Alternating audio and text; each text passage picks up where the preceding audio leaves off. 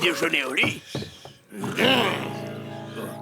Bon, d'accord, c'est toujours pareil. Je vais encore me taper une boîte pour chat dans la cuisine.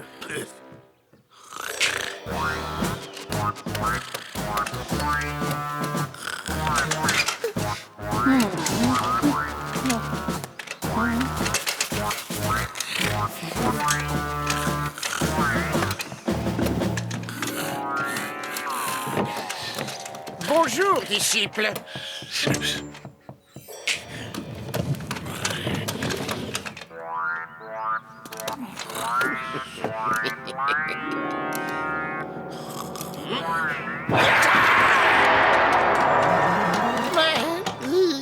Qu'est-ce que c'est? Un tremblement de terre? Rejoignez-moi dans l'atelier, mon cher disciple. La science a besoin de vos services.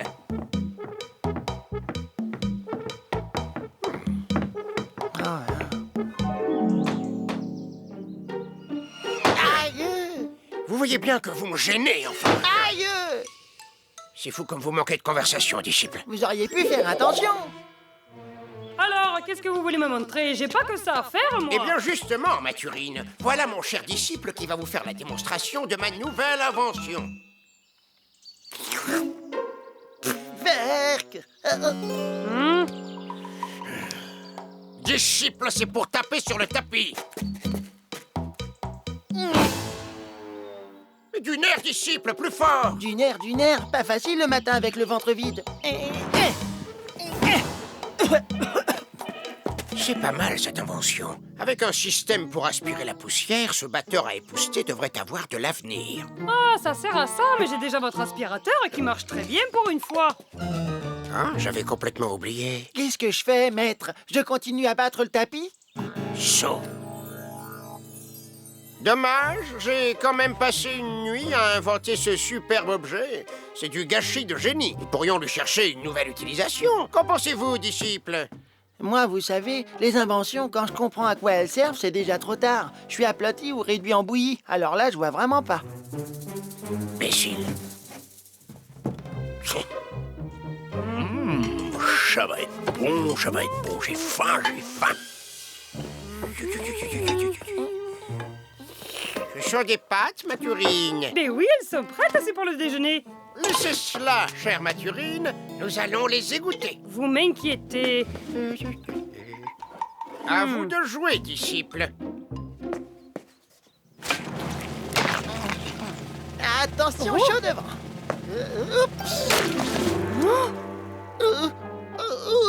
Elles sont chaudes. Oh, mes pâtes, sortez de ma cuisine, voyou, et ne comptez pas sur moi pour en refaire. Bon, ça ne fait pas un bon égouttoir. Trouvons autre chose.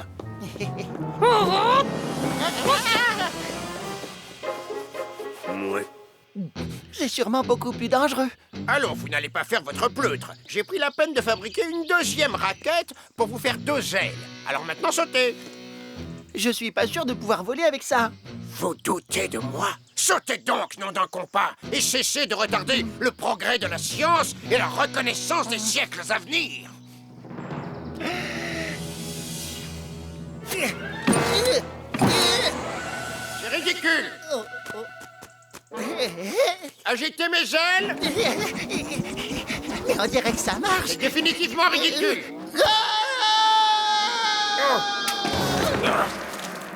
Se pourrait-il que je me sois trompé dans mes calculs? Eh oh, y a quelqu'un? Un cercle avec 3 fois. Eureka! J'ai trouvé! Disciple! J'ai refait mes calculs. Disciple! Mais où êtes-vous donc? Ah, vous voilà. Eh bien, ce n'est pas trop tôt. Pour faire un nouvel essai. Mais cette fois, vous sauterez du toit sur le trampoline. Et... Du toit? Non, du moins, imbécile. Cela devrait vous laisser plus de temps pour agiter les bras et enfin voler, prouvant ainsi le génie de mon invention. Votre invention? Regardez ce que j'en fais de votre invention. Disciple! Non! Oh non! Ma belle invention!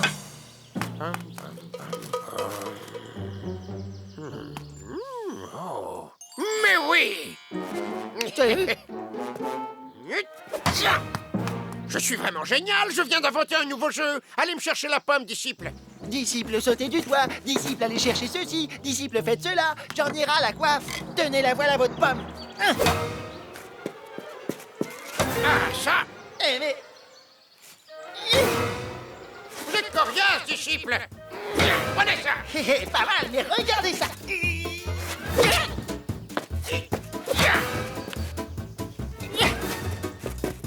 Ah, j'adore ce jeu! Je vais l'appeler le tamis. Le quoi? Le tennis? Ah oui, tiens, le tennis, c'est plus joli. Vous voyez, quand vous voulez, vous pouvez participer à la création. Mais qu'est-ce que vous faites Oh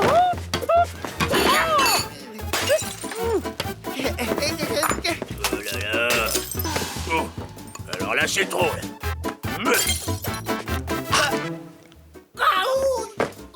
Ça va pas, non? Je vais vous achever, cher disciple.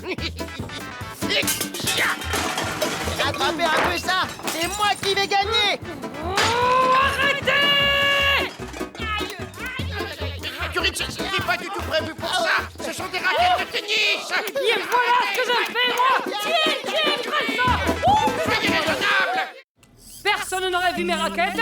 J'ai encore des comptes à régler. Eh oui, elles sont... non, on n'a rien vu. Chaud, chaud et chaud que vous êtes. Le savais-tu? Le tennis est un sport qui oppose 2 ou 4 joueurs en équipe. Ils utilisent une raquette qui sert à frapper une balle en caoutchouc recouverte de feutre, de telle façon que l'adversaire ne puisse pas la remettre dans les limites du terrain. À la suite de la bataille d'Azincourt en 1415, le duc d'Orléans est emprisonné pendant 20 ans en Angleterre et il introduit ainsi le jeu de paume. Tennis provient de l'avertissement français « Tenez » que criait le lanceur de balle à son adversaire au début du match et que les Anglais ont déformé en tennis. Il semble que le premier tournoi eut lieu en août 1876 sur un court aménagé dans la propriété de Monsieur William Appleton à Nahan dans le Massachusetts et remporté par James Dwight. Suivra le tournoi de Wimbledon en 1877 et bien d'autres partout dans le monde. C'est un sport et puis c'est aussi un jeu.